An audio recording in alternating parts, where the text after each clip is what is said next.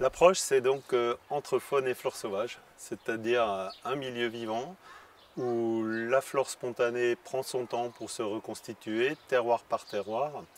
Chaque équilibre, déjà faune et flore floristique, est différent selon l'environnement, bien sûr le sol, mais la pente, le soleil, les vents, l'hydrologie. La vigne qui n'est qu'un seul du vivant dans tout le groupe, c'est elle qui va mûrir ses fruits de manière autonome chez nous. Pas de compost, pas de semis, pas de travail du sol. Tout ça pour que tout simplement le fruit qu'on récoltera mûr donne le meilleur de ce que la vigne a pu faire à cet endroit-là cette année-là. Donc on va surtout décider de ne rien faire chaque fois que ce n'est pas vraiment justifié. Donc on décide énormément de ne rien faire. Ça veut dire que pourquoi par exemple on ne travaille pas le sol, c'est pour ne pas l'oxyder, pour le laisser petit à petit trouver ses propres modalités de fonctionnement. Un sol de grès, ce n'est pas comme un sol de calcaire ou marneux ou au contraire le SIC. Donc plutôt que d'avoir une réponse unique, on accepte les fonctionnalités de chaque endroit. On ne va pas broyer les bois de taille parce qu'on préfère que ce soit le boulot des insectes, des champignons et des micro-organismes qui vivent à cet endroit-là.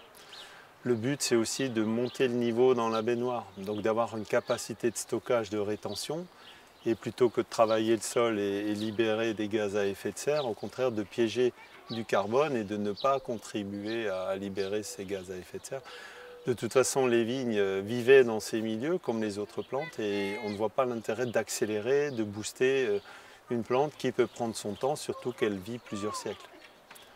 Donc l'étage qu'on fait à coup sûr, c'est la taille très tardive, en mars-avril, et c'est la récolte dès que le fruit est mûr.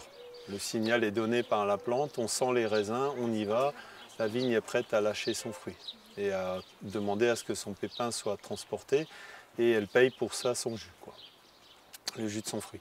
Entre les deux, très peu de choses. Cette année, c'était majoritairement un passage de tracteur avec un peu de soufre, un peu de cuivre avant la fleur.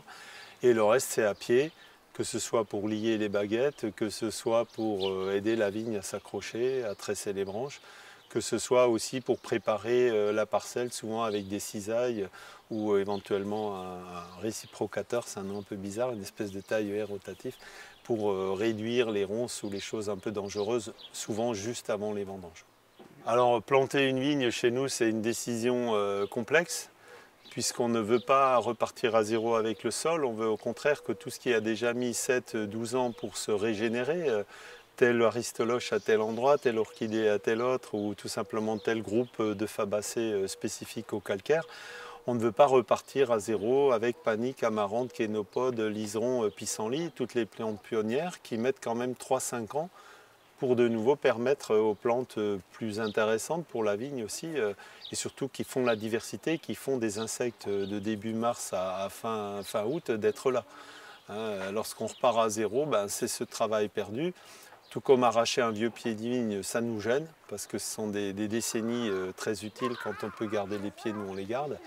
On préférera juste faire un trou dans un système vivant, et mettre la plante. Bien sûr que ça va prendre du temps, on le sait au départ. Ça prendra plutôt 8, 7, 8, 10 ans quelquefois pour que la vigne soit petit à petit autonome, adulte et puisse mûrir des fruits. Et on ne va jamais exiger une récolte à la 3e feuille et ni à la 4e. Et encore moins plein pot de rendement,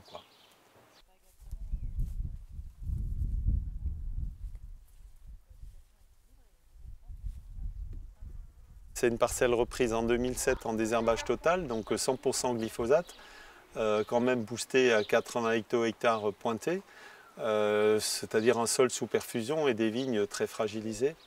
Donc plutôt que de perturber le milieu, c'est des vignes qui m'intéressent, c'est des sylvanaires qui ont plus de 40 ans. On a d'abord gardé les vieux pieds qui existaient. Par contre, on a attendu que ce sol soit de nouveau vivant, fonctionnel, qui puisse nourrir des plantes, que des vignes puissent de nouveau s'y développer, c'est-à-dire 2022 par rapport à 2007, ça fait quand même 15 ans, pour replanter des vignes.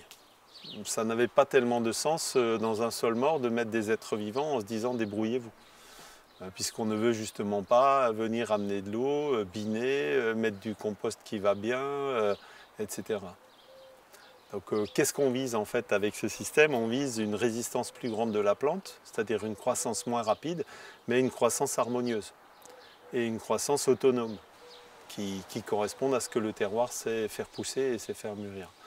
Donc c'est un projet, on le sait, plutôt toujours à moyen voire long terme, mais pour avoir quand même des vins parfois de vignes des années 60, on sait très bien que ce sont les vignes les plus chouettes et les plus intéressantes lorsqu'elles ont plus de 50 ans. Elles subissent beaucoup moins les variations du millésime, elles subissent aussi beaucoup moins les maladies. C'est pas du stop and go, c'est vraiment quelque chose de très stable. Et donc c'est ce qu'on cherche aussi. On cherche nous humainement une relation plus sereine avec l'activité et pas le stress. Ah, cette année c'est sec, ah, cette année il fait trop humide, ah, cette année il y a telle maladie. On part du principe que le système est en bonne santé. Donc on ne va pas envoyer des médicaments tant que ça vit bien. Les vieux pieds, on les a gardés. Par contre, entre les vieux pieds, on a planté plein de nouveaux petits pieds. Donc je crois qu'on a planté entre 800 et 1000 jeunes pieds de sylvaner dans la parcelle. Ça doublerait la densité initiale. On sera plutôt à 7000 pieds hectares. Mais ça va prendre 5 ans ou 7 ans. Donc, le débat, il est là. C'est qu'est-ce qu'on fait dans cet intervalle et qu'est-ce qu'on exige normalement si on veut tout de suite. C'est mettre le doigt dans l'engrenage. Là, il faut quand même refaire la référence à Fukuoka. On sait très bien que c'est au moment où on plante un arbre, où on plante une vigne, où on sème un grain de blé, qu'on a déjà une action sur son développement. Si on commence par couper les racines parce qu'à la machine ça va mieux, si on commence après bien sûr à donner des engrais pour que ça pousse plus vite, on a une espèce de fragilisation par le système racinaire, par la manière de la plante de se comporter de manière dépendante en fait.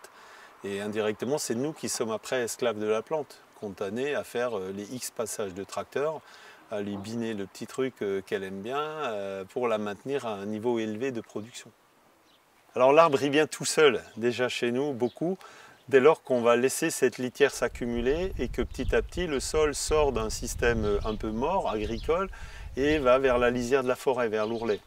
On le voit à travers les plantes et évidemment chez nous il y a énormément de graines qui germent, d'arbres hein, évidemment.